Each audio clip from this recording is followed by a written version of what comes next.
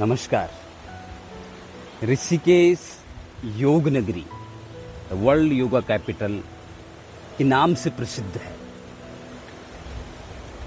बहुत सारी मान्यताएं हो सकती हैं, लेकिन मेरा मानना है कि गंगा का यह अविरल प्रवाह जो हिमालय से होकर के चल रहा है और जिस तरह से यह उस महासागर में समाहित हो जाती है, यह एक संदेश है योग का।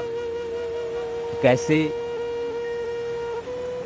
हम अपने जीवन को, अपने शरीर के भीतर के रक्त के संचरण को जीवनदायिनी उस प्राण शक्ति का ऐसा ही अविरल प्रवाह बनाए रख सकें। चाहे हम उसके लिए आसन करें, ध्यान करें, प्राणायाम करें, पर उस जीवनदायिनी शक्ति को, उस श्वास को इस तरह ही प्रवाहित होने दें। और किस तरह हिमालय से चलता हुआ यह गंगा का पवित्र जल उस अनंत महासागर में समाहित हो जाता है। यह भी एक संदेश है।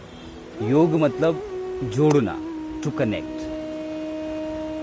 कैसे स्वचेतना को हम, अपनी ऊर्जा को उस परम चेतना रूपी महासागर में समाहित कर सकते हैं। इस शरीर में ही उस अनंत को, शिव को महसूस कर सकते हैं। योग की सारी प्रक्रियाएं इसी ओर तो हमें ले जाती हैं। और दूसरा कारण जो मुझे लगता है ऋषिकेश का योग नगरी के रूप में प्रसिद्ध होने का, ऋषिकेश गेटवे है। हिमालय की ओर यहाँ से ऊपर और नीचे समतल मैदान, एक तरह से संसार की ओर। किस तरह से ऋषिकेश एक तालमेल बनाता है हिमालय की उस ऊंची रेंज का और समतल मैदान महासागर की ओर का। योग भी कुछ ऐसा ही है, संतुलन, तालमेल। कैसे हम अपने आध्यात्मिक जीवन को योगिक जीवन के साथ पारिवारिक सामाजिक जीवन का तालमेल बना पाएं।